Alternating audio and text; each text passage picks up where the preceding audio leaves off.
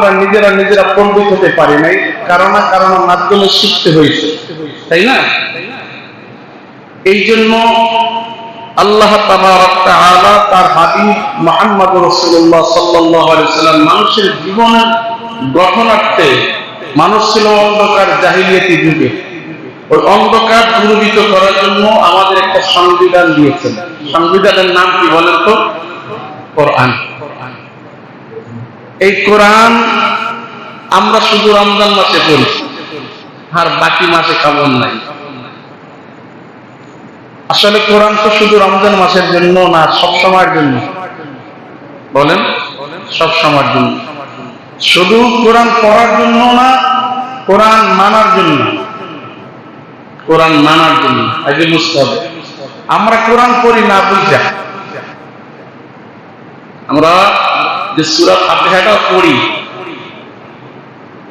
আসলে যে তর্জমাটা যদি জানতেন একটু মজা লাগতো, ঠিক না? একটু মজা লাগবে, কারণ যেই জিনিসের যে স্বাদ পায় ওই জিনিসের তো মজাই আলাদা।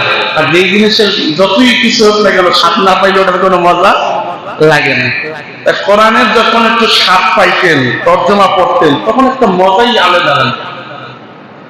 আমরা গাদার মতো, মান করেন না কথায়, বোঝাবার জন্য বলছে, হাদিসের দ্বারাই আসছে ঘটনা এইরকম। গাদা যেমন চিনির বস্তা বহন করে, ওর ভিতরে কি আছে গাদার খবর জানেন, ঠিক না?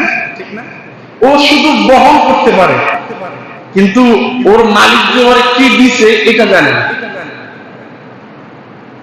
তাহলে রব আমাদেরকে যে একটা কোরআন দিচ্ছে, বিধান সংবিধান দিচ্ছে, এটা মুসলমান শুধু ওই রমজান মাসে একটু পড়ি, আরো যদি পড়ি, কিন্তু বাকি একটু তর্জমা দরকার আছে, শেখার দরকার আছে। কি বললো, আমি সূরা ফাতিহায় দাঁড়ায় কি বললাম, আমি একটা সূরা মিলাইলাম, আমি সূরাটায় কি বললাম, এটা আমাদের 90% মুসলমান জানি না, ঠিক না?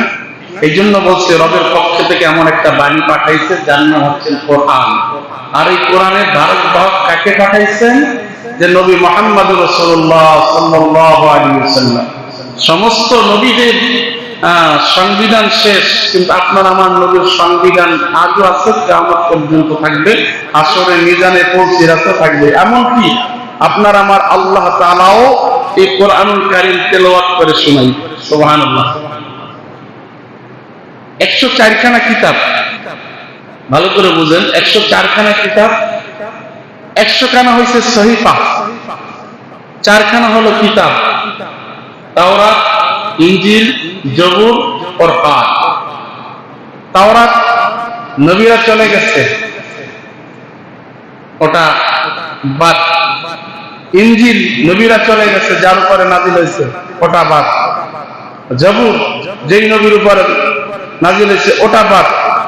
এমন একটা মহাগ্রন্থ কোরআন যেটা বাদ হবে না, কিয়ামত পর্যন্ত থাকবে। এমনকি হাসরের ময়দানেও আল্লাহ তাআলা এই কোরআন তেলাওয়াত করে আমাদেরকে শোনাইবে। সুবহানাল্লাহ।